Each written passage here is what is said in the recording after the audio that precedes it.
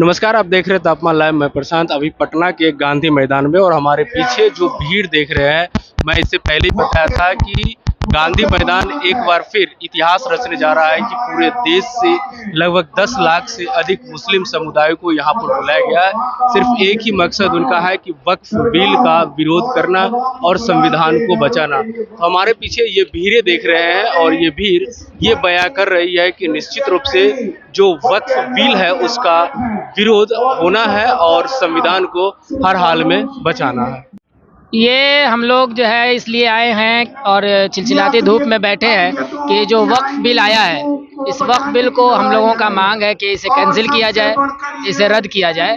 इसलिए कि ये हमारे आबा अजदाद ने जो ज़मीन दिया, जो विरासत वक्फ को दान किया है, उसे जो है सरकार गलत तरीके से उसे ख़त्म करना चाहती है।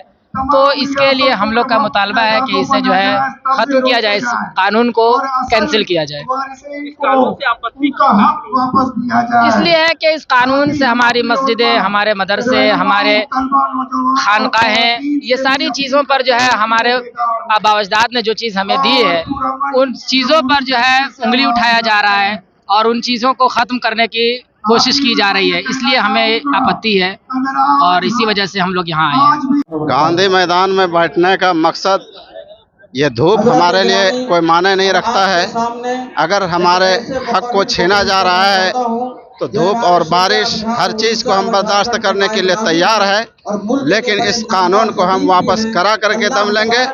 जब तक यह कानून वापस नहीं होता है, हम लोग पीछे हटने वाले नहीं हैं। कौन आपका जमीन को बचाना चाह रहा है? कानून जो बनाया जा रहा है, उस कानून के तहत सरकार हमारे वक्फ करदा जमीनों को कब्जा करने की साजिश कर रही है। ये तो ऐसा तो सरकार नहीं बोली कि मुसलमानों के जमीन को जो मदरसे मस्जिदों में दिया गया उसके जमीन को हथिया लिया जाएगा, ऐसा तो नहीं बोला गया। बोला तो नहीं गया, लेकिन उसके अंदर जो कानून बनाया गया है, कानून के अंदर जो लिखा गया है, जो एक्ट बनाया गया है, उस एक्ट के तहत खतरा है हमारे हर वक्फ की ज़मीन के ऊपर। हम साबित ये करना चाह रहे हैं कि जो अंग्रेज़ों को हमने साबित किया था, वो आज इस सरकार को साबित करना चाह रहे हैं। क्या साबित कर रहे हैं? अंग्रेज़ों को ये साबित हमने किया था कि अंग्रेज़ औकात में रहो और हिंदुस्तान के माहौल को ख़राब करके अपनी हुकूमत मत जमाओ। इसी चीज़ को हम इस सरकार को भी कहते हैं कि सरकार तुम भी हिटलर शाही बंद करो और गंगा जमीन तहजीब जो है इसको बरकरार रहने दो। कैसे कह रहे हैं कि ये सरकार तानाशाही कर रही है? जी कैसे कर रहे हैं?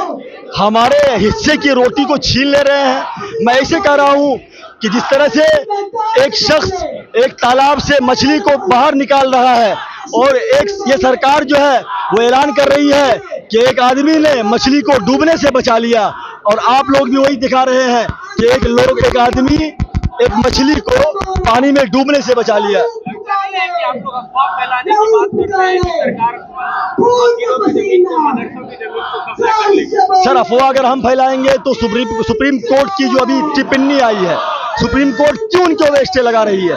सुप्रीम कोर्ट ने क्यों उन्हें रोक रखा है? सुप्रीम कोर्ट के माध्यम से पूरा देश जानता है इनको और इनके चरित्र को जानता है। ये सिर्फ वक्फ की जमीन को हड़प करके अपने दोस्तों को, अपने बंधुओं को देना चाहते हैं। इस तरीके से अंबानी और अडानी का जो मकान बना हुआ है वो भी वक्फ बोर्ड की जमीन पर है। और आज आप जिस पटना के ऐतिहासिक गांधी मैदान में जमा है सर, वो भी वक्फ बोर्ड की जमीन है।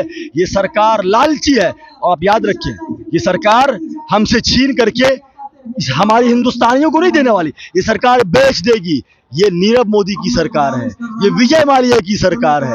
ये अपने फंड को वहां जमा करती है जहां नीरव मोदी अपने फंड को जमा करते हैं।